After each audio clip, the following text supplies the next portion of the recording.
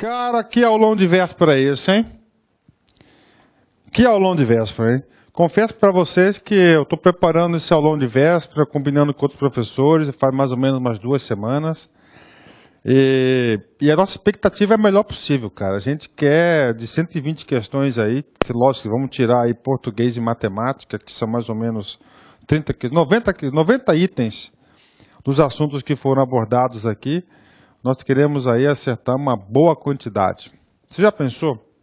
Você vai com esse aulão de véspera na cabeça, você vai na prova já... Cara, você sai na frente dos outros. Concurso é assim, você tem que tentar sair na frente. E deixar os outros, ó, correrem atrás de você. Tá certo, galera? Vamos lá, rapidamente aí.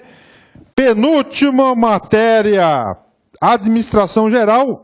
E depois tem administração pública. O professor separou a administração geral da administração pública e nós vamos encerrar esse super aulão de véspera. Primeiro assunto chama-se processo administrativo. Cara, o CESP gosta demais desse cara, meu. Não só o CESP, mas também a banca da FCC, da Fundação Carlos Chagas, adora. Se adora, a gente vai estudar para o cara para dar o pontinho para a gente, não é isso? Processo administrativo, PA, 4 fases. Ele é um ciclo constante. Então, as organizações planejam, organizam, dirigem e controlam. Isso aqui foi feito pela teoria neoclássica do Peter Drucker. Tá certo? Então, um conjunto de funções. Quais são as funções da administração? Você vai marcar planejamento, organização, direção, controle, função, planejamento, função, organização, função, direção e função, controle. Conjunto das funções administrativas integradas de forma cíclica, constantemente. Dinâmica interativa para um objetivo administrativo. O examinador gosta de saber quais são as atividades exercidas em cada uma dessas atividades aqui. Deixa o professor consertar esse cara aqui, que professor é perfeccionista. O professor gosta de fazer sempre um material bacana para o aluno, né? Então é o seguinte, lá na atividade planejar, são feitas as ações de definir objetivos, avaliar a situação atual, estimar o futuro, identificar os meios para alcançar os objetivos. São atividades exercidas na atividade de planejar. Organizar, o nome diz, vai trabalhar, desenhar a estrutura organizacional, distribuir o trabalho, designar pessoas e alocar recursos. Direção é o quê? Liderança é o cara que está conduzindo, que está na frente, lá na chefia, para conduzir os resultados. Então esse cara faz atribuir responsabilidades. Ele comunica, lidera e motiva pessoas. E na atividade de controlar, define padrões, monitora desempenho, compara resultados com previsões e corrige falhas. Ponto aqui para você, gente. Você tem que saber o seguinte, que na administração nós temos 3 níveis: institucional, intermediário e operacional. E nesses 3 níveis, ambos desenvolvem o planejar, organizar, dirigir e controlar. Tá certo? Por exemplo, na atividade de planejar, só vou ler isso aqui para vocês. No estratégico, qual é o papel do cara? Planejamento estratégico, definição dos objetivos organizacionais. A função planejar no nível intermediário. Nível intermediário é o nível departamental, não é isso? Então ele vai ficar alocado o quê? Na alocação de recursos. Professor, e operacional? Operacional é aquele que está supervisionando diretamente a produção. Então ele vai ter os planos operacionais. Pronto, beleza, tranquilo, né? Então aí, vamos lá, vamos prosseguir, né? Isso aqui, essa dica 55, convergências e divergências. Preste atenção, cara. Ano passado nós oferecemos um módulo complementar para o Tribunal Regional Eleitoral do Rio de Janeiro. Tribunal Regional Eleitoral do Rio de Janeiro. Cara, é o seguinte. Gravei essa aula para a turma de lá. Bater a real para vocês. De 12 questões da prova de administração que caiu para o Tribunal Regional Eleitoral, de 12 questões, 5 questões foram de convergências e divergências. Professor, convergências, divergências, convergências, divergências da administração pública e privada. Foi, professor? Foi. E o aluno que leu 3 vezes este quadro acertou todas as questões porque o examinador utilizou essa referência bibliográfica do professor. Isso é vantagem competitiva. Banca que foi de lá, banca do CESP. Então, gente, não se admire, na hora da prova você encontrar 1 ou 2 questões desse quadro. Vamos ler o quadro inteiro, não pode ter preguiça, vamos mandar ver, meus amigos. Critério. Forma de obtenção de recursos para o funcionamento da organização. Na administração pública, como é que banca? Quem que banca a administração pública? Receita derivadas de tributos, que são impostos, taxas, contribuições, caráter compulsório, obrigatório, sem uma necessária contrapartida em termos de prestação de serviço direta, prestação direta de serviços. Já nas empresas, como é que advém as suas receitas? Nas empresas, receitas advinhas de pagamentos feitos por livre e espontânea vontade por parte dos clientes, consumidores dos produtos e serviços. Destinatário das ações empreendidas pela organização, interesses atendidos. Qual é o interesse da administração pública? Atender quem? O cidadão. Quem que é o cidadão? Membro da sociedade que possui direitos e deveres, interesses coletivos, sociais e difusos. E qual é o interesse da administração privada? É quem? O cliente. Então, na prova, se chamar o cidadão de cliente, você vai marcar errada. E lá no gesto público é o quê? Cliente e cidadão. O cidadão da administração privada, indivíduo que manifesta suas escolhas no mercado. Interesses particulares, privados, individualizados. Terceiro tópico. Mecanismo de controle do desempenho dos dirigentes. Ou seja, como é que você avalia os dirigentes? Já na administração pública é feita por quem isso? É o controle político. Na administração privada, controle pelo mercado.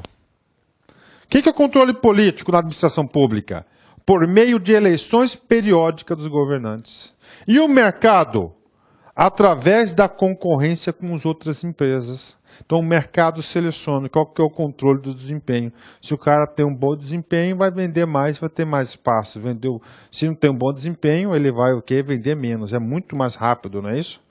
Critério de subordinação ao ordenamento jurídico existente. Ou seja, quais são as regras que devem serem cumpridas. Isso aqui foi objeto de 2 questões, cara. Esse item 3, esse item 4 aqui é 1, 2, 3, 4, na prova do TRT Rio de Janeiro 2012.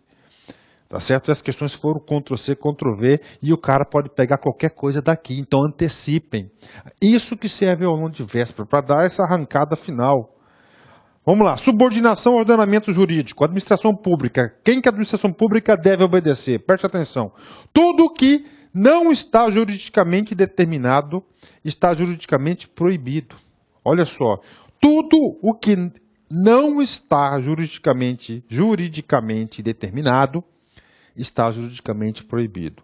Princípio da legalidade. Preponderância de normas de direito público, constitucional e administrativo. Ou seja, na administração pública, o gestor público somente pode fazer exatamente o que a lei o determina. Se a lei é omissa, ele está proibido de fazer.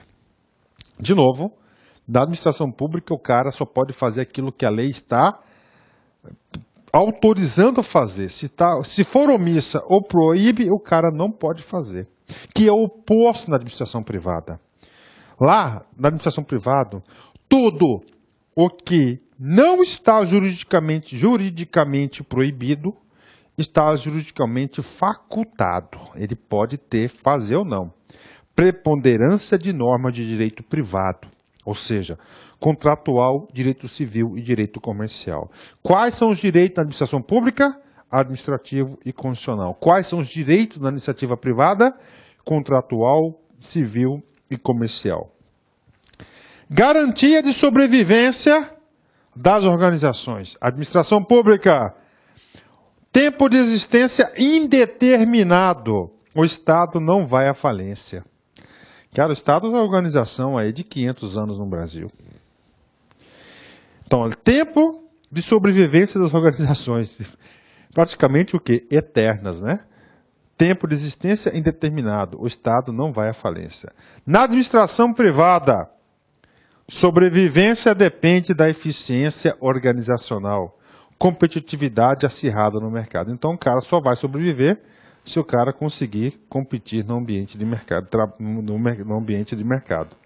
Características do processo de tomada de decisão. Outro tópico, né? Aqui, decisões mais lentas na administração pública, influenciadas por variáveis de ordem política. Políticas públicas de acordo com os programas de governo. As decisões do setor privado, decisões mais rápidas, buscando a racionalidade. Políticas empresariais voltadas para objetivos de mercado.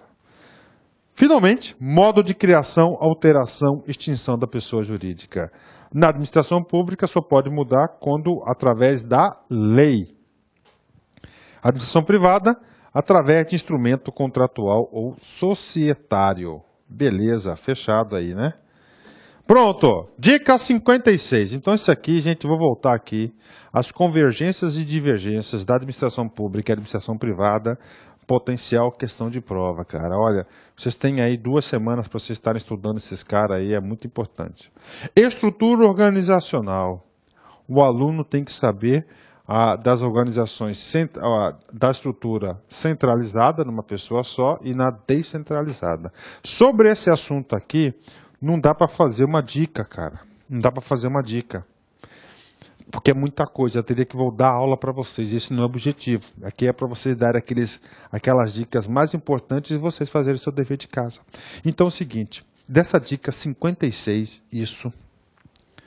Da dica 56, prestem muita atenção. Na dica 56, vocês têm que saber, gente, assim, vencendo as suas paixões. Tem que saber o seguinte. Olha só. Olha só. Quais são as vantagens e quais são as desvantagens da centralização e da descentralização. Beleza? Dica 57.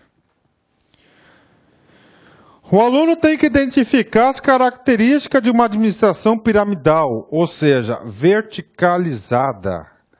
Essa aqui é uma administração burocrática, as principais características dela, e você tem que saber as características de uma estrutura organização horizontalizada. Tá certo? Aqui, predominância do quê? Predominância da centralização, ela é tradicional, forte traços da hierarquia, manda quem pode, quem tem juízo, é um tipo de administração tradicional. Achatada, moderna, estruturas mais horizontalizadas, menos níveis hierárquicos, ou seja, menos chefe, não é isso? Esse cara, para conversar com ele, é direto. Esse cara que está na base para conversar com esse cara, passa 1, 2, 3 cablocozinhos para poder falar, tem que passar 2 barreiras para poder falar com o chefe. Então, cara aqui, dica desse ponto aqui. O aluno tem que saber perceber as características de uma organização verticalizada, que ela é piramidal, né? E de uma estrutura horizontalizada, que também é chamada de achatada.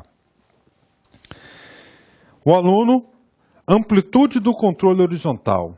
O cara tem que saber que nessa estrutura aqui, o que vale é a linha, o poder da linha. Então, olha só. Primeiro, a dispersão do poder formal, cadeia abaixo ou delegação de autoridade de linha, será denominada descentralizada vertical. Autoridade de linha significa autoridade decisorial. E nós temos autoridade de quê? Nós temos autoridade horizontal, que é o quê? Poder de decisão informal. Então, na prova, isso aqui eu fiz somente para a banca do CESP. O aluno tem que saber o seguinte, cara.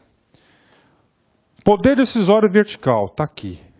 Esse cara aqui tem o poder da hierarquia. Hierarquia. Esse cara aqui não manda nada. Só que esse cara aqui é o cara. Ele é um cara mais antigo, experiente, todo mundo respeita ele.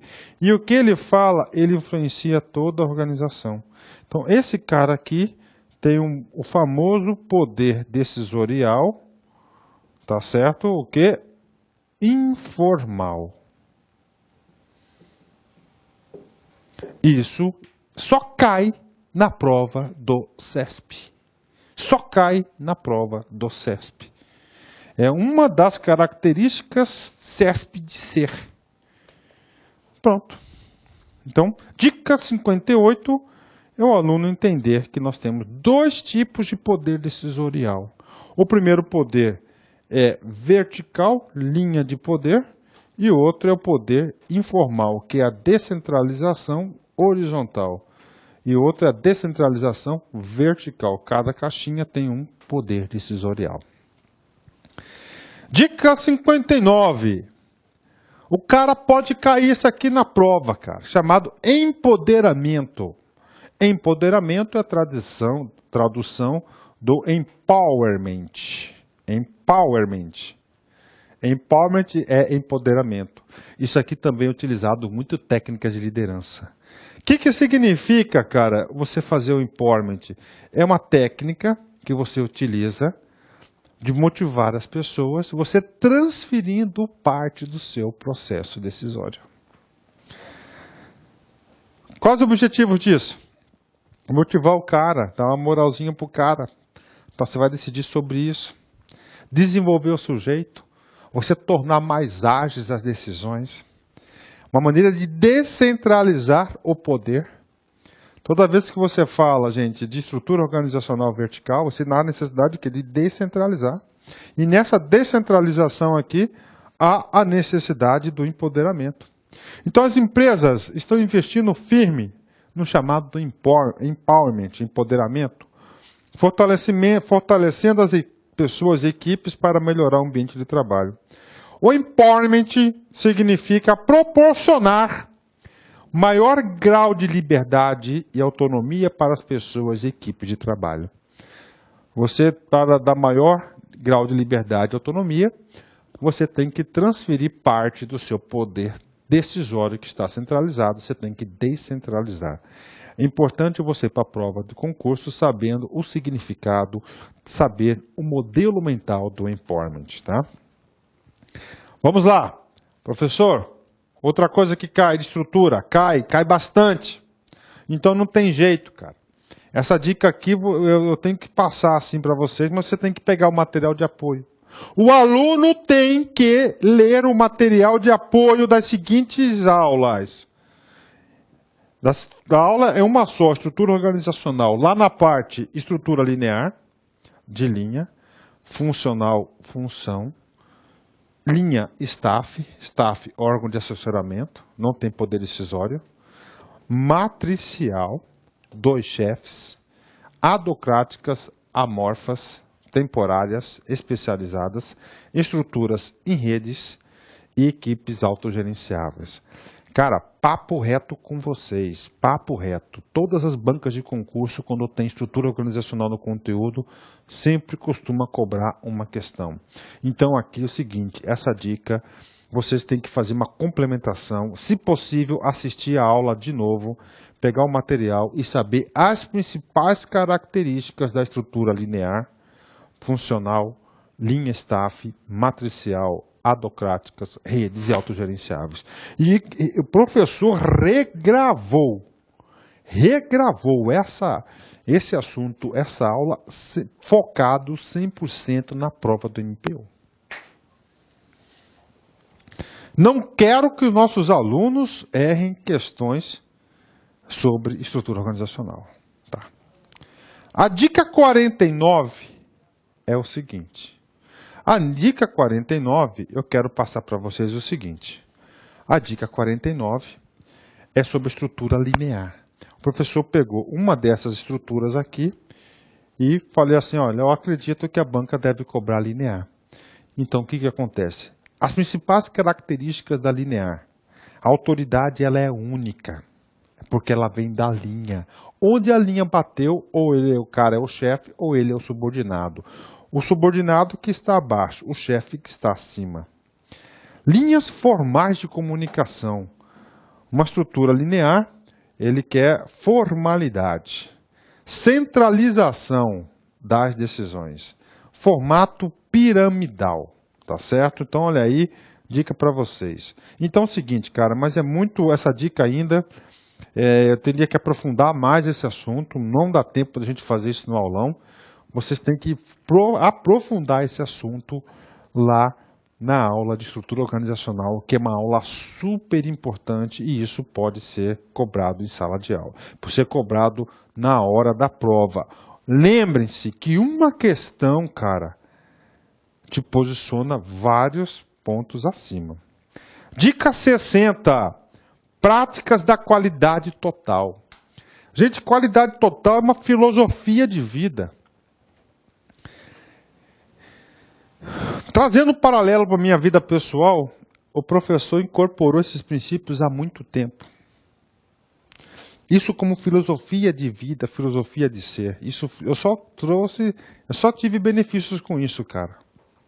Então você tem que montar um modelo mental e saber que essa filosofia da qualidade total, as questões vão circundar sobre isso. Você tem que saber que é a prática da melhoria contínua. Tudo o que você está fazendo, sempre procurar melhorar um pouquinho. Você vai o quê? Melhorando continuamente. A abordagem científica. O que é abordagem científica? É você utilizar a melhoria contínua através de um método. Qual que é o método utilizado? Ciclo PDCA. Você tem que enxergar, a qualidade total visa sempre uma visão de sempre visa que as coisas são feitas através de um procedimento estruturado, que é chamado de processo, que tem entradas, processamentos e saídas. Então isso aqui são as filosofias da qualidade total. E outra coisa, não há qualidade total sem a produção de inteligência coletiva. E a produção de inteligência coletiva você faz somente através das pessoas. E as pessoas somente produzem inteligência coletiva se estão envolvidas no processo ou estão comprometidas nesse processo. Bacana? Então é o seguinte, filosofia da prática da gestão da qualidade. Primeiro, melhoria contínua. Segunda, abordagem científica. Terceira, visão de processos. Quarto, envolvimento e comprometimento. Bacana? Ótimo. Dica 61, ciclo PDCA.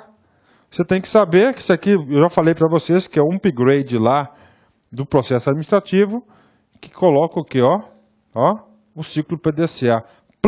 Planejar, localizar problemas, estabelecer planos. Executar o plano, colocar o plano em prática.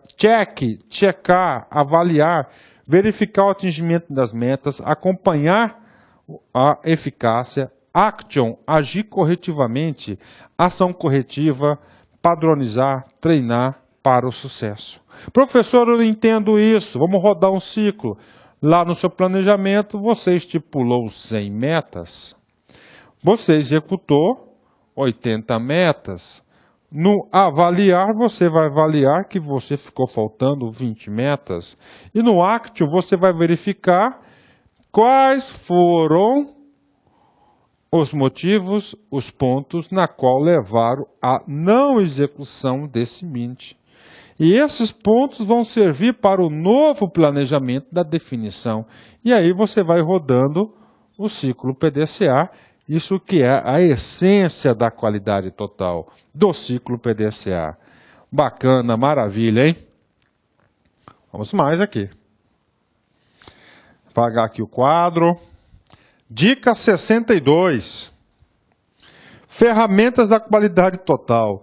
Nós tivemos aulas específicas, aulas curtas para cada um desses assuntos. Ó, gráfico de Pareto, diagrama de Ishikawa, 5W2H, fluxograma, princípios de Demme, 5 porquês, matriz Gucci, benchmark, brainstorm. Cara, tá na cara, alguma coisa disso aqui vai cair. Eu não sei qual que é, gente, mas olha, dá para vocês estudarem, né? Ó, diagrama de Ishikawa, espinha de peixe, né? Gráfico de Pareto, que é periodização. Isso aqui é diagrama de Pareto, utiliza para quê? Utiliza para identificar as causas de um problema, mapeamento de processos. 5W2H é uma ferramenta de planejamento e execução. Fluxograma é representação gráfica dos processos. Os 14 princípios de Demme, muito legal, são a forma da qualidade total de pensar. Os 5 porquês para você encontrar as causas dos problemas. Matriz Gucci é uma ferramenta de priorização. Benchmark de comparação de excelências. Brainstorms, produção de inteligência coletiva. Tá certo? Coletiva. Gestão de processos, outro assunto potencial, cara, que deve estar lá na sua prova. De uma forma geral, podem ser percebidos os pontos em comum de todas as definições, tais como: primeira coisa, a gestão de processos, vocês têm uma entrada, os inputs. Cara, na prova não vai escrever entradas, vai escrever inputs. Você tem que saber que esse inputs faz parte da entrada das informações. É a entrada de matérias-primas, informações, ou seja, inputs. Você vai ter que ter um processamento com essas informações que entram, com as matérias-primas. Fluxo de trabalho, atividades sequenciais e agregação de valor. E outra coisa, atenção, na gestão de processo, todas as tarefas, atividades, processos e macrofluxos só podem existir se agregar valor na percepção do cliente. Aquilo que não agrega valor é chamado de trabalho inútil ou retrabalho e tem que ser o quê? Eliminado.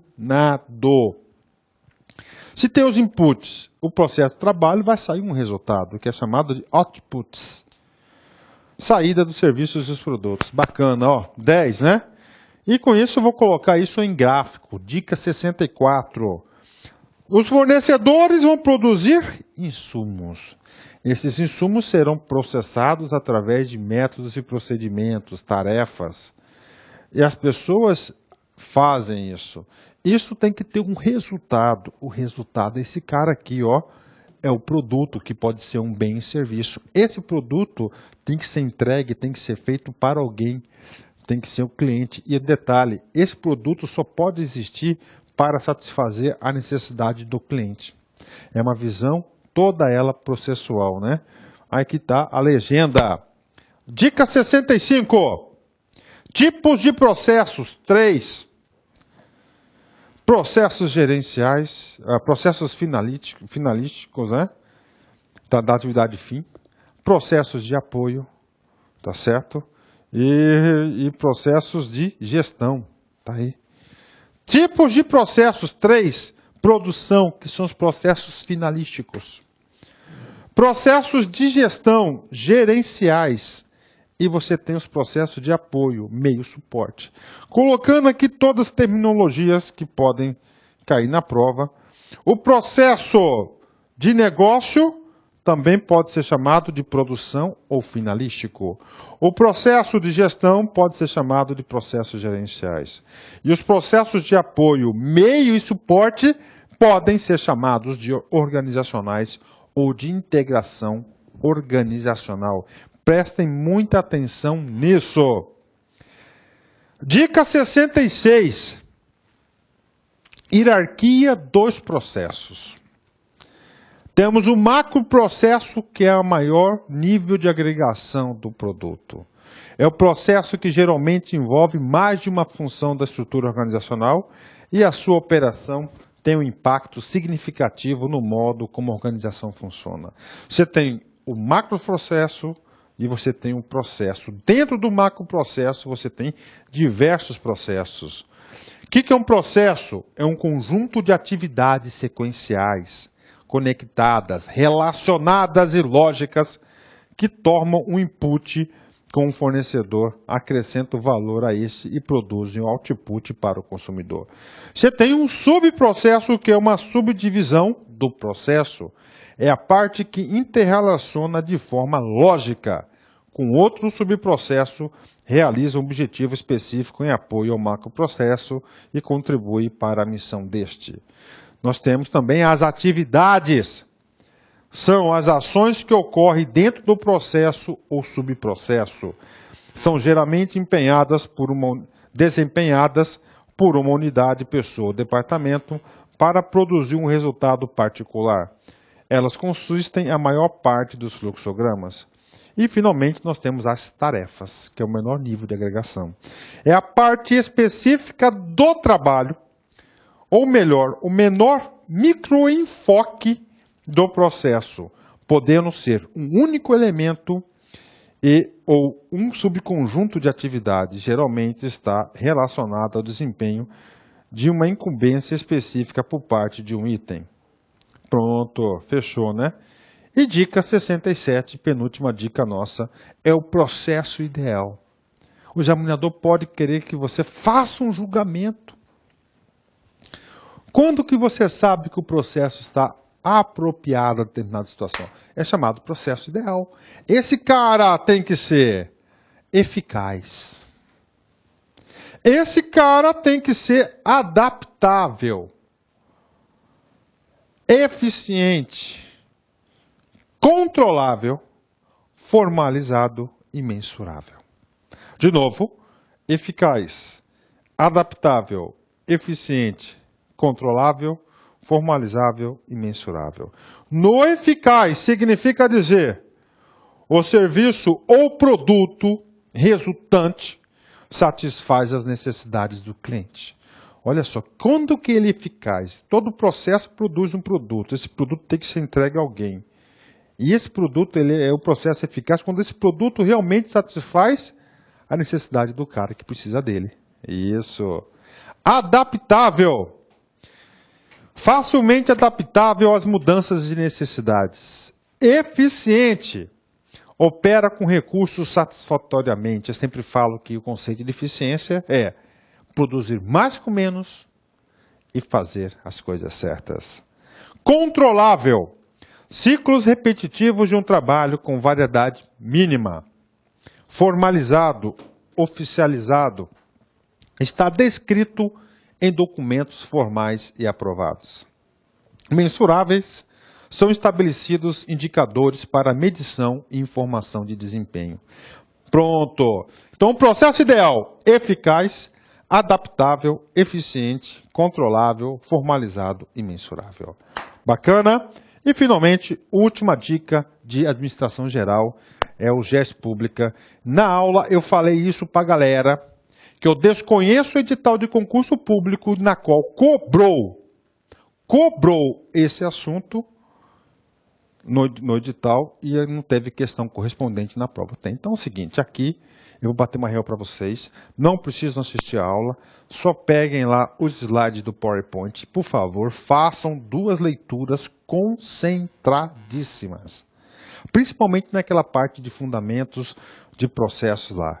Bacana, galera? Pronto! Terminamos mais um bloco do nosso aulão de véspera e o próximo bloco de encerramento é o nosso bloco lá de administração pública.